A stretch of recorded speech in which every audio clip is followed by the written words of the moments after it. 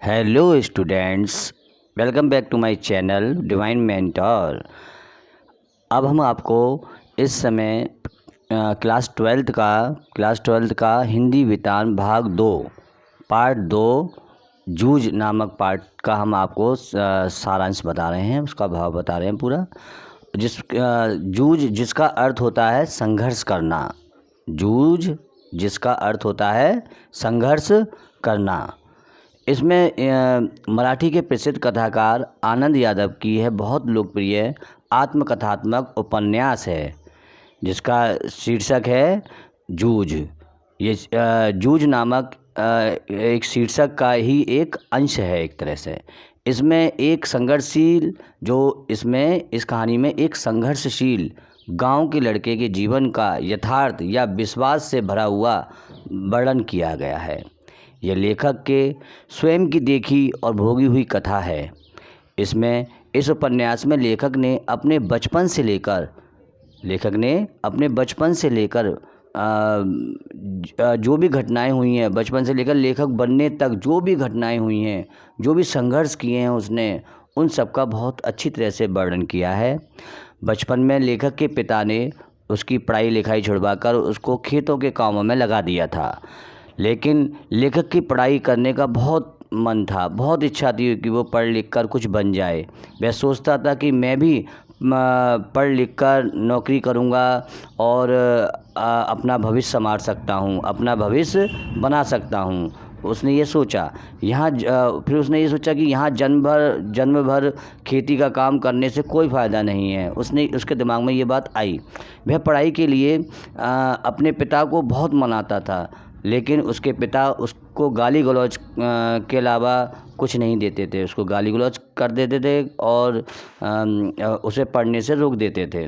एक दिन लेखक अपनी माँ से अपने पढ़ने की इच्छा को जाहिर करता। हाँ, बाबा से मेरे पढ़ने की बात चलाओ ना। माँ कहती है, पगला गया है क्या? पढ़ने की बात सुनते ही पढ़ने का नाम लेते ही वो जंगली सुअर की तरह मारने को दौड़ता है। पढ़ाई लिखाई भूल जाओ, नहीं तो हाथ पैर तोड़ देगा तेरा बाप। वह सोचता है कि माँ कोई तो होगा। फिर वो अपनी माँ से रिक्वेस्ट करता है कि माँ कोई तो होगा जिसकी बात बाबा जी मान जाएं। तो माँ बहुत सोचती है। सोचने के बाद वो कहती है कि हाँ, एक हैं दत्ता राव जी, जो हैं वो गांव के सम्मानित व्यक्ति हैं और उनकी बात पूरा गांव मानता है। अब वे दोनों दत्ता राव के पास जाते हैं, सारी बात उन्हें बताते हैं। उसकी माँ बताती है, लेखक की माँ बताती है कि इसका बाप इसको पढ़ने नहीं देना चाहता है। दत्ता राव जी कहते हैं क्यों? तो बताती है कि इसका बाप कहता है कि खेती का काम कौन करेगा अगर तुम पढ़ाई लिखाई करोगे तो। तो इस पर दत्ता राव जी गुस्सा हो जाते हैं। वो कहते हैं कि अगर बच्चा खेती करेगा तो वो क्या करेगा? तो इस पर उसकी माँ बताती है कि गांव में घूमता रहता है, इसका बाप गांव में घूमता रहता है, शाम को बाई के पास भी जाता है। राव जी ने कहा कि अच्छा, तो बच्चे को मेहनत में झोंक कर इतना खपाकर और ख़ुद मौज मस्ती करने में लगा हुआ है, ज़रा मेरे पास भेजना तो उसको, मैं खबर लेता हूँ उसकी। वह कहती है। फिर इसके बाद उसकी माँ कहती है लेखक की कि सर, बच्चे उसको इनके पिताजी को मत बताइएगा कि हम लोग यहाँ आपके पास आए थे, नहीं तो वो हमें ज़िंदा ही जला डालेगा। इस पर जो है राव जी कहते हैं कि अच्छा ठीक है, मैं तुम्हें एक योजना बताता हूँ।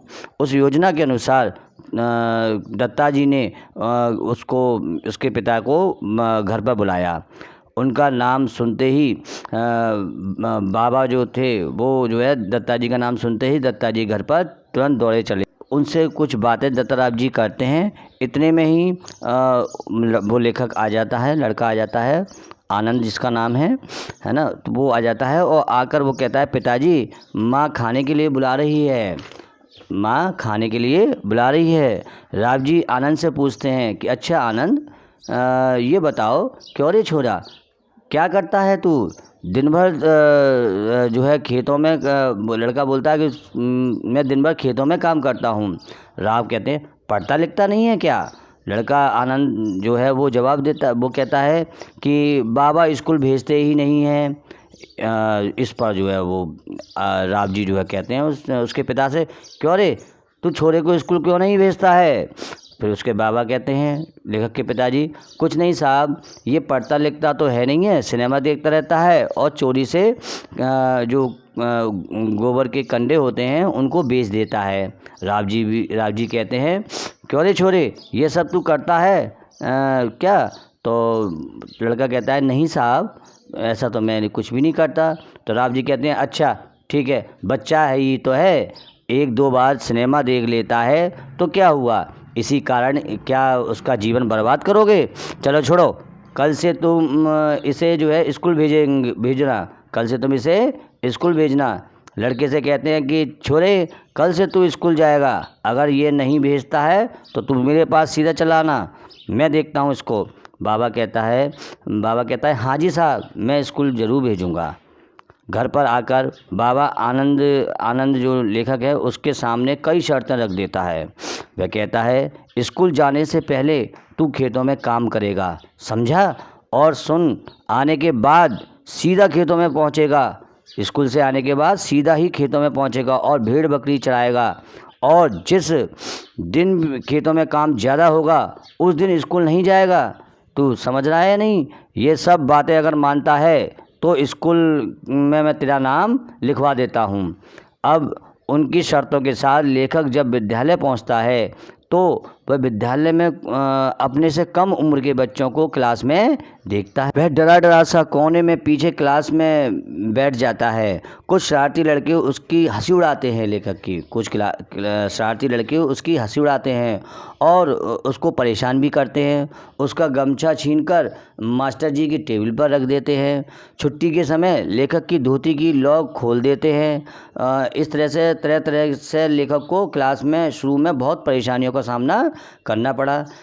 लेखक घबराता नहीं है, लेखक तुरंत घबराया नहीं और उसने माँ से कहकर अपने लिए नई टोपी और चड्डी मंगवा कर पहनकर स्कूल जाता है, जिससे कि बच्चे अगर उसकी जो धोती है लॉक खोलें तो मतलब कुछ ऐसी घटना ना घटित हो। वह क्लास में अब बहुत होशियार हो जाता है और मास्टर जी प्रसन्न होकर उसे आनंदा कहकर पुकारने लगते हैं। इस प्रकार ये उसने अपने संघर्ष से मेहनत करके घबराए बिना जो है अपने मास्टर जी का मन भी जीत लिया और क्लास में वो होशियार भी हो। विद्यालय में मराठी भाषा के अध्यापक ने लेखक को कविता लेखन के बारे में बताया, जिसमें लेखक का मन कविता लेखन में लगने लगा। वो भेड़ बकरी चराते समय, खेतों में पानी देते समय उस कविता का पाठ करता था और स्वयं कविता को लिखने की कोशिश भी किया करता था। दूसरे दिन वह मास्टर जी को उस कविता को सुनाया भी करता था और लिखकर दिखाया भी करता था। इस तरह कविता लेखन में जो है लेखक का मन लग गया और लेखक का आत्मविश्वास बढ़ता गया। लेखक का आत्मविश्वास बढ़ गया और उसके दिमाग में आया कि अब मैं भी कविता लिख सकता हूँ। इस तरह से वह जो है एक लेखक बन गया। इस तरह से वह एक लोकप्रिय लेखक बन गया, यानी अपने परिश्रम और बार बार कोशिश करने पर वो एक बहुत ही अच्छा लेखक बन गया। भविष्य में सफलता प्राप्त करने के लिए संघर्ष तो करना ही पड़ता है, क्योंकि बिना संघर्ष के सफलता का मार्ग इतना आसान नहीं होता। वह कठिनाइयों से भरा हुआ होता है और उन कठिनाइयों से हमें जूझना भी पड़ता है, हमें संघर्ष भी करना पड़ता है। जब जूझकर हम संघर्ष करके हम जब आते हैं तो हम निखर के आते हैं। जिस प्रकार से सोना तप कर निखरता है, जितना तपेगा उतना वो निखरेगा, इसी प्रकार से मनुष्य भी जितना संघर्ष करेगा उतना ही वो संघर्ष से बाहर निकलकर सफलता की सीढ़ी प्राप्त करता है। लेखक अपने परिश्रम के आधार पर अपना भविष्य को जो है संभाल लेता है।